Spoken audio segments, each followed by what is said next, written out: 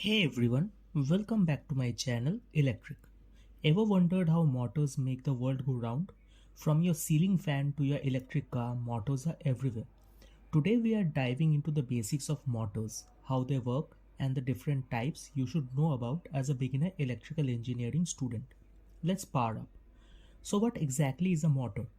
Simply put, a motor is a device that converts electrical energy into mechanical energy. That's what makes things move. Whether it's a blender in your kitchen or a giant industrial machine, motors are like the magic behind movement, and they do this using two key principles: electromagnetism and mechanical rotation. Let's break it down step by step.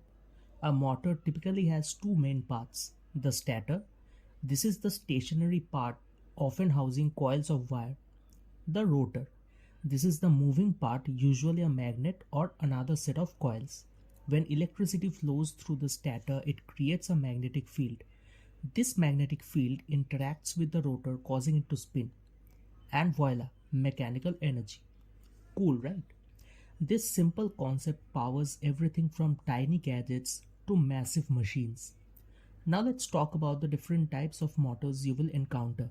There are two main categories: AC motors and DC motors. Let's break them down further. AC motors run on alternating current and they are commonly used in household appliances and industrial equipment.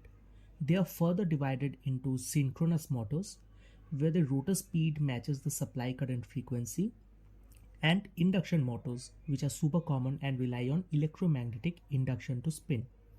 On the other hand, DC motors run on direct current and are typically used in things like electric vehicles and robotics. They can be brushed or brushless depending on how they manage the current. So, why is this important? Motors are the backbone of modern technology.